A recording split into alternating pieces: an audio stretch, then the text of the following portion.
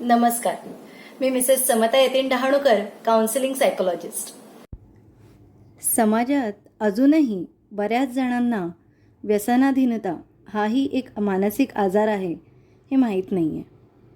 मद्यपान किंवा धूम्रपान अगदी सहजपणे केलं किंवा स्वीकारलं जातं, पण हेच जर प्रमाणाबाहेर गेलं किंवा या व्यतिरिक्त ड्रग्सचाही वापर केला गेला तर नक्कीच त्याला व्यसनाधीनता असं म्हणता येईल.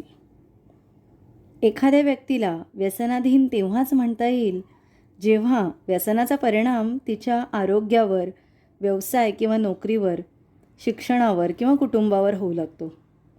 या आजाराचं मूळ कारण अद्यापही अज्ञात असलं तरीही अनुवांशिकता, मित्रमंडळींचा दबाव, भावनिक ताण, चिंता, उदासीनता आणि आजूबाजूच्या घटकांचा ताण हे सर्व घटक व्यसनाधीनतेला कारणीभूत ठरू शकतात.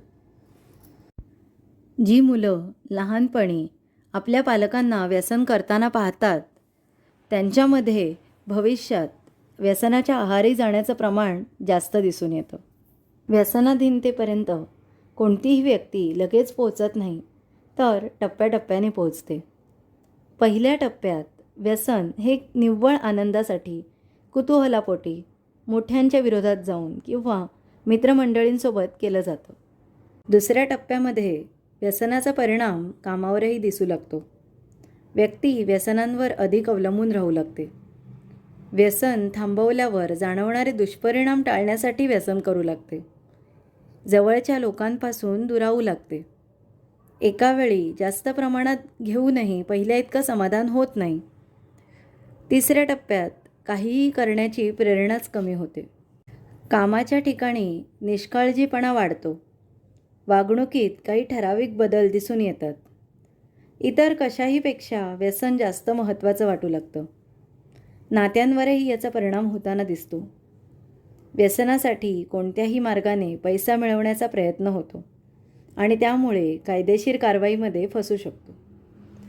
शेवटच्या टप्प्यात व्यक्ती व्यसनाशिवाय जगूच शकत नाही अशा अवस्थेला पोहोचते. तरीही व्यसन असल्याचं नाकारते. शारीरिक प्रकृती खालावते. व्यसनांवर ताबा राहत नाही. आत्महत्येचाही प्रयत्न होऊ शकतो. आर्थिक आणि कायदेशीर बाबी अधिकच गुंतागुंतीच्या होतात आणि कुटुंबापासून आणि जवळच्या लोकांपासून अधिकच दूर जातात. व्यसनाधीनतेच्या लक्षणांमध्ये आक्रमकता, गोंधळ उडणं, व्यसनांबद्दल विचारल्यावर प्रचंड संताप, कारणे देणं, व्यसनांचा वापर कमी करता किंवा थांबवता न येणं, कामाच्या ठिकाणी अनुपस्थिती वाढणं, जेवणाचं प्रमाण कमी होणं आणि त्याऐवजीही व्यसन करणं, राहणीमानाकडे दुर्लक्ष, सामाजिक कार्यक्रमांमध्ये कमी झालेला सहभाग, लपून छपून व्यसन करणं हे सगळं आढळून येतं. व्यसनाधीनता हा एक अतिशय गंभीर मानसिक आजार आहे, ज्याची उपचार पद्धतीही फारशी सोपी नाही, ज्यासाठी अतिदक्षता आणि तज्ज्ञांची गरज पडते. उपचारांची सुरुवात समस्या किती खोलवर आहे हे ओळखण्यापासून होते.